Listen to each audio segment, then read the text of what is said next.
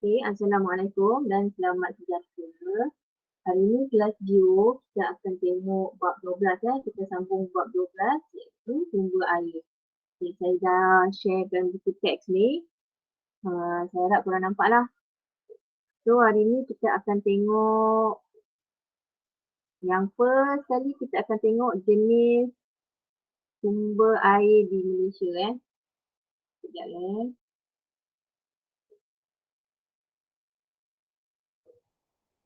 Okay, jenis sumber air di Malaysia. Air jenis apa yang ada kat Malaysia. Lepas tu kita nak tengok punca krisis air. Kenapa berlakunya krisis air lah. Kita nak tengok apa punca-punca dia. Lepas kita dah tengok punca, kita akan tengok kesan dia lah. Apa kesan dia kalau ada krisis air ni. Krisis ni maksudnya macam masalah lah. Masalah berkaitan air. Lepas kita tengok dia punya kesan, barulah kita boleh tengok macam mana kita langkah-langkah kita nak kurangkan krisis air ni.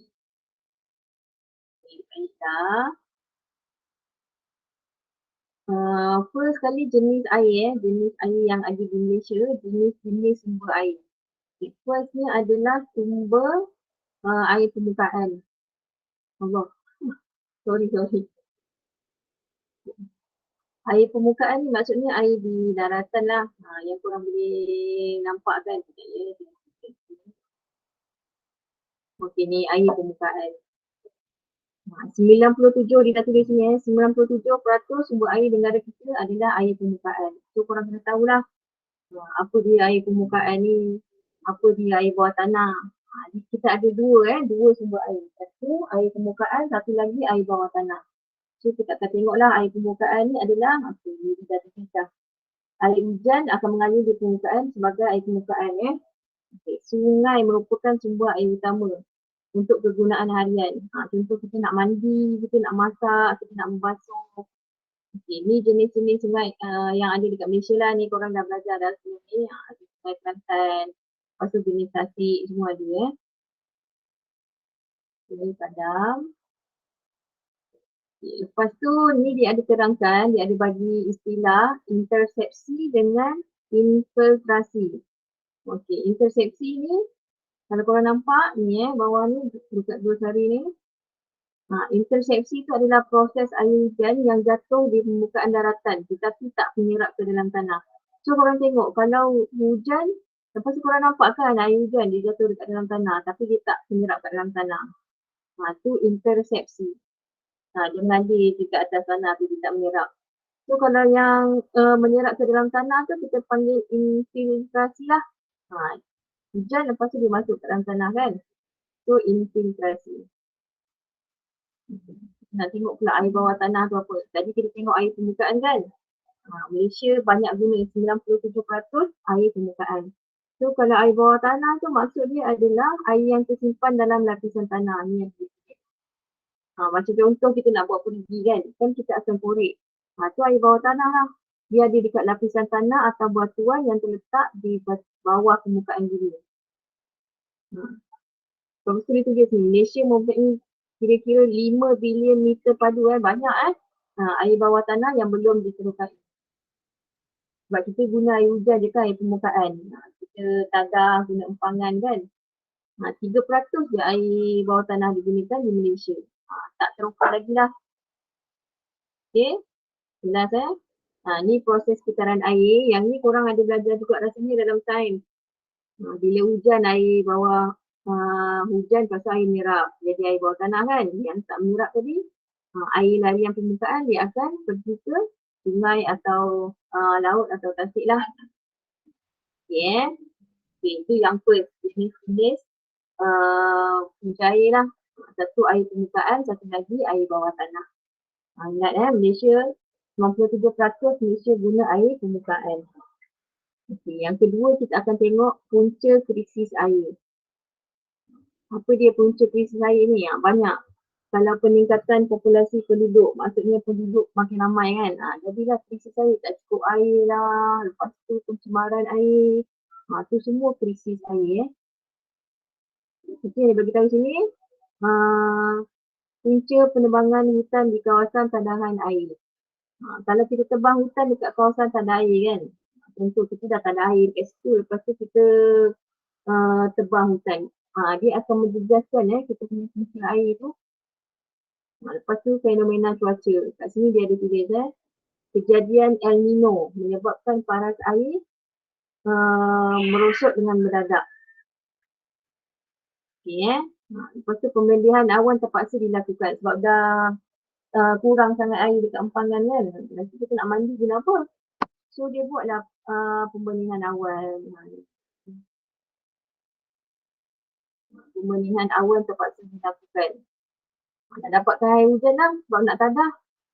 Okay, yang ketiganya kita ada pembuangan sampah. So janganlah kita buang sampah dekat dalam sungai-sungai ke, dekat laut ke, dekat longkang ke, nanti jadi krisis air. Buang sampah kan, so pencemaran air. Okay, yang keempat permintaan tinggi dalam sektor perindustrian. Perindustrian ni macam kilang-kilang lah. Kalau kilang proses macam-macam benda kan nak guna banyak air kan. Okay. Yang kelima, pencemaran baja kimia dan racun serangga. Kalau macam petani, dia tanam-tanam, dia akan guna racun serangga, tak nak bagi tikus datang apa semua kan. Bila dia spray racun serangga tu kat tanah, racun serangga tu akan menyerap masuk dekat dalam tanah dan pergi dekat air bawah tanah tu. So dia akan tercemar. Faham tak? Kan tanah kan. Dia tanam pokok. Lepas tu dah tanam pokok tu memanglah tak nak bagi haiwan datang lah tu.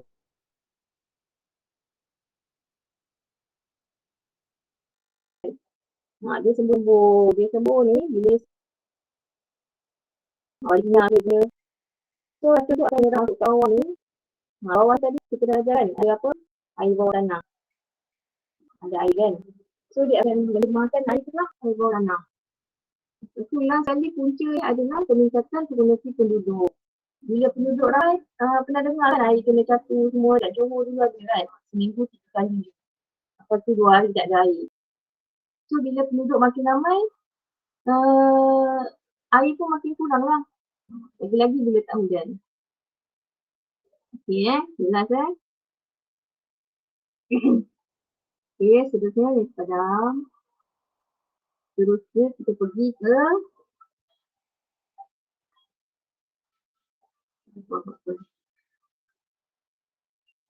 okay, saya tak nak sebab saya dah terangkan ni penebangan hutan apa semua ni. Gambar sikit padam, sekejap ya.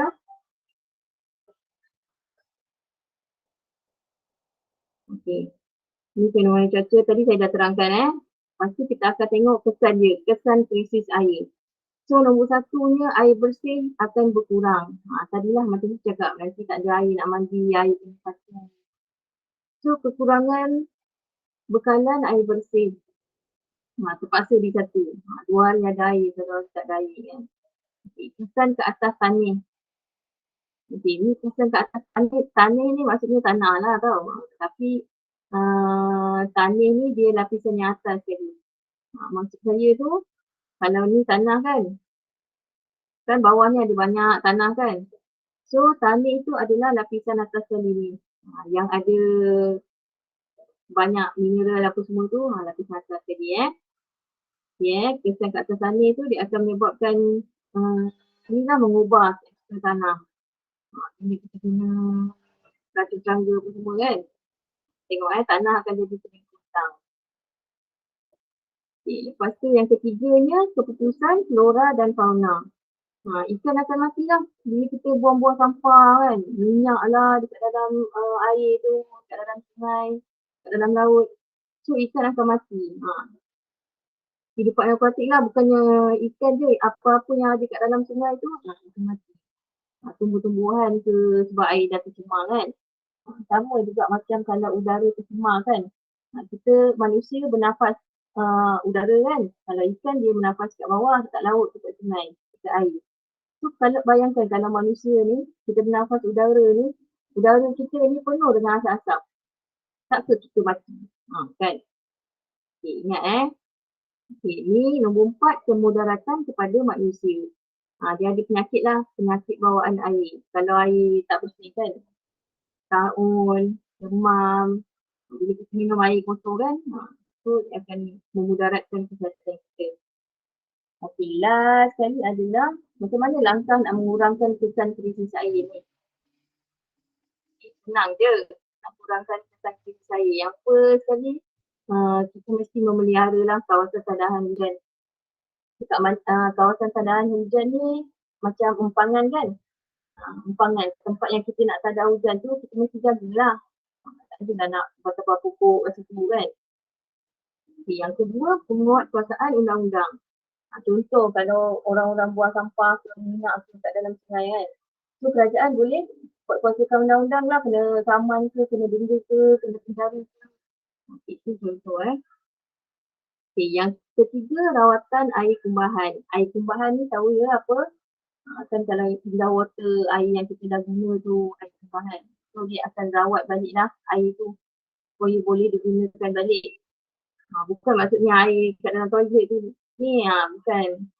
Dia akan macam-macam lah proses dia akan buat. Itu nama dia rawatan. So yang keempat, teroka air bawah tanah. Tadi banyak kan belum digunakan lagi air bawah tanah tu. Kita baru guna 3% je.